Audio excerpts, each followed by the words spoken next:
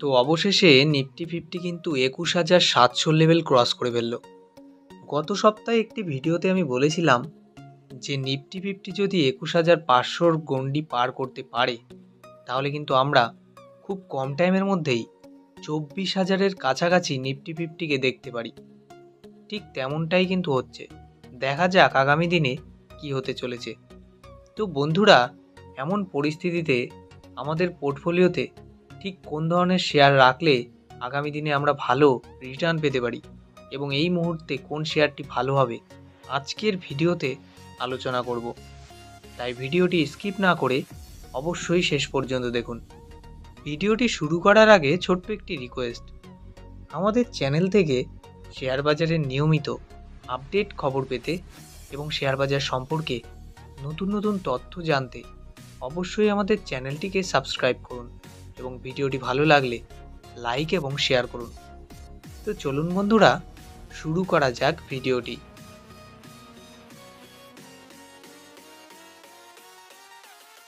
Punjab national bank অর্থাৎ PNB গত এক বছরেরও কম সময়ের মধ্যে শেয়ারটি কিন্তু ১০০%-এরও বেশি রিটার্ন দিয়ে ফেলেছে।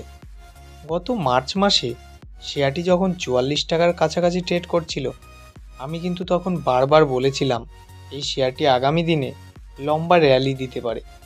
তো অল্প কয়েক মাসের মধ্যেই শেয়ারটি কিন্তু ১০০%-এরও বেশি রিটার্ন দিয়ে ফেলেছে। বর্তমানে এক একটি শেয়ারের দাম ৯৫ টাকার কাছাকাছি। তো বন্ধুরা, আগামী দিনে শর্ট টার্মের জন্য শেয়ারটি কেমন হবে এবং লং টার্মে শেয়ারটি কতদূর যেতে পারে আজকের ভিডিওতে আলোচনা করব। তাই ভিডিওটি স্কিপ না করে অবশ্যই শেষ পর্যন্ত দেখুন।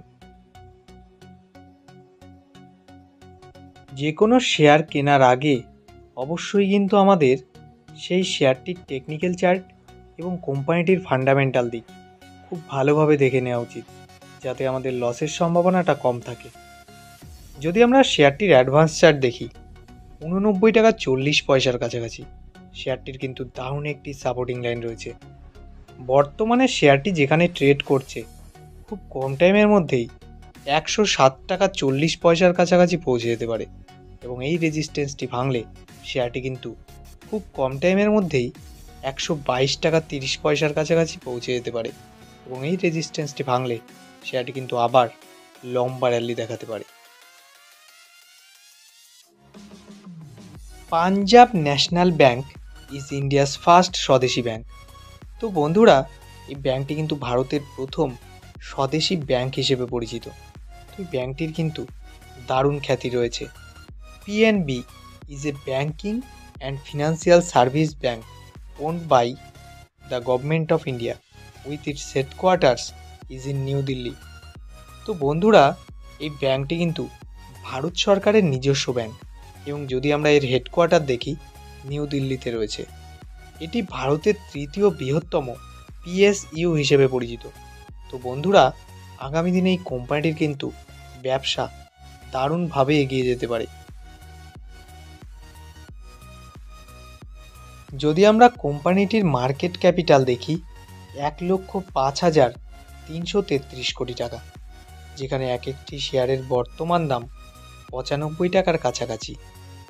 52 উইকসে এক একটি শেয়ারের সর্বোচ্চ দাম ৯৭ টাকা ৭০ পয়সা, যেখানে সর্বনিম্ন দাম ৪৪ টাকা ৪০ পয়সা। স্টক পি রয়েছে 17.8। যদি আমরা শেয়ারটির বুক ভ্যালু দেখি, ৯৩ টাকা ৪০ পয়সা। তো শেয়ারটির বুক ভ্যালু থেকে কারেন্ট প্রাইস কিন্তু কাছাকাছিই রয়েছে। তো শেয়ারটি কিনে কিন্তু আমরা লাভই করছি। কোম্পানিটি 0.68% ডিভিডেন্ড দিচ্ছে। কোম্পানিটি কিন্তু প্রফিটেই রয়েছে। আরওসি 4.10%, যেখানে আরওই 3.34%। যদি আমরা শেয়ারটির ফেস ভ্যালু দেখি ২ টাকা, অর্থাৎ আগামী দিনে এই শেয়ারটি কিন্তু স্প্লিট হয়ে দুটি ভাগে ভাগ হতে পারে। অর্থাৎ আপনার পোর্টফোলিওতে যদি এই শেয়ারটি বর্তমানে ১,০০০ পিস থাকে, আগামী দিনে কিন্তু হয়ে যেতে পারে ২,০০০ পিস।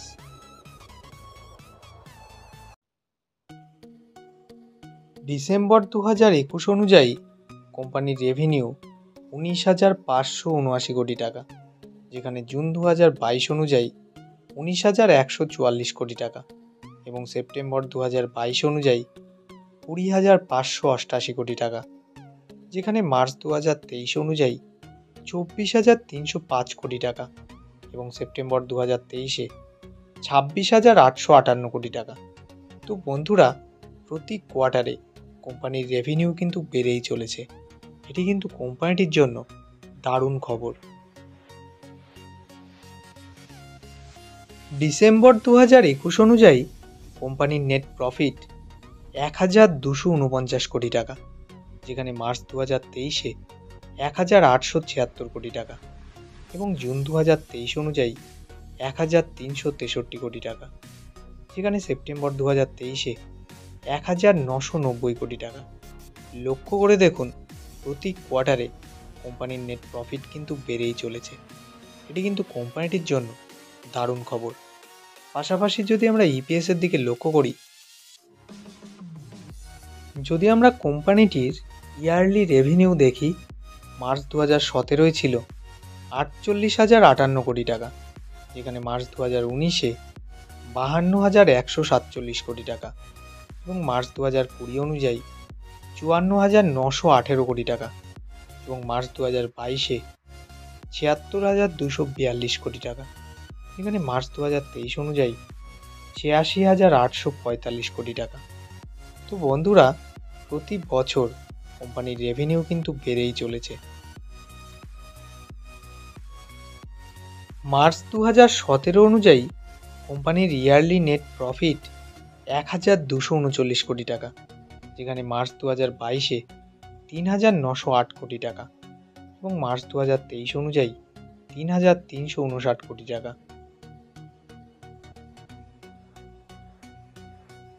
গত 10 বছরে কোম্পানিটির কম্পাউন্ডেড সেলস গ্রোথ 7%, যেখানে 5 বছরে 12% এবং 3 বছরে 17%। কম্পাউন্ডেড প্রফিট গ্রোথ 10 বছরে -4%, যেখানে 5 বছরে 18% এবং 3 বছরে 97%। তো গত 3 বছরে কোম্পানিটির কম্পাউন্ডেড সেলস গ্রোথ এবং প্রফিট গ্রোথ কিন্তু ব্যাপকভাবে বেড়েছে। মার্চ 2018 অনুযায়ী কোম্পানির রিজার্ভ 40,965 কোটি টাকা, যেখানে মার্চ 2020 অনুযায়ী 62,529 কোটি টাকা এবং মার্চ 2022 অনুযায়ী 95,380 কোটি টাকা, যেখানে মার্চ 2023 অনুযায়ী 1,678 কোটি টাকা। তো বন্ধুরা, প্রতি বছর কোম্পানির রিজার্ভ কিন্তু বেড়েই চলেছে। পাশাপাশি যদি আমরা বরোয়িংস দেখি, সেটিও কিন্তু বাড়ছে। এটি কিন্তু একটি নেগেটিভ দিক। কিন্তু বন্ধুরা, একটা কথা বলে রাখি, এই কোম্পানিটি যেহেতু ফিনান্সিয়াল সেক্টরের মধ্যে পড়ে, এ ধরনের কোম্পানির কিন্তু বরোয়িংস বেশি থাকবে, এটাই কিন্তু স্বাভাবিক। তাই এটি নিয়ে চিন্তার কিন্তু খুব একটা কারণ নেই। চলুন দেখা যাক কোম্পানিটির শেয়ার হোল্ডিং প্যাটার্ন। কোম্পানিটির শেয়ার প্রমোটারের কাছে আছে 73.15%, যেখানে এফআই এর কাছে 2.65% এবং ডিআই এর কাছে 13.80%। পাবলিকের কাছে কিন্তু এই শেয়ারটি আছে 10.41%। তো বন্ধুরা, ওভারঅল যদি আমরা দেখি, শেয়ারটি কিন্তু বেশ ভালোই। তাছাড়া বর্তমানে শেয়ারটি যেহেতু বিভিন্ন লেভেলে ব্রেকআউট দিয়েছে, তো আগামী দিনে এই শেয়ারটি কিন্তু আরও লম্বা র্যালি দেখাতে পারে। এ ধরনের শেয়ার যদি আপনার পোর্টফোলিওতে 5 থেকে 7 বছরের জন্য রেখে দেন, আপনি কিন্তু হয়ে যেতে পারেন মাল্টিব্যাগার। ভিডিওটি ভালো লাগলে অবশ্যই লাইক এবং শেয়ার করুন এবং আমাদের চ্যানেলের সঙ্গে জুড়ে থাকতে, শেয়ার বাজার নিয়ে নিয়মিত আপডেট খবর পেতে এবং শেয়ার বাজার সম্পর্কে নতুন নতুন তথ্য জানতে অবশ্যই আমাদের চ্যানেলটিকে সাবস্ক্রাইব করুন। সুস্থ থাকুন, ভালো থাকুন। দেখা হচ্ছে পরবর্তী ভিডিওতে।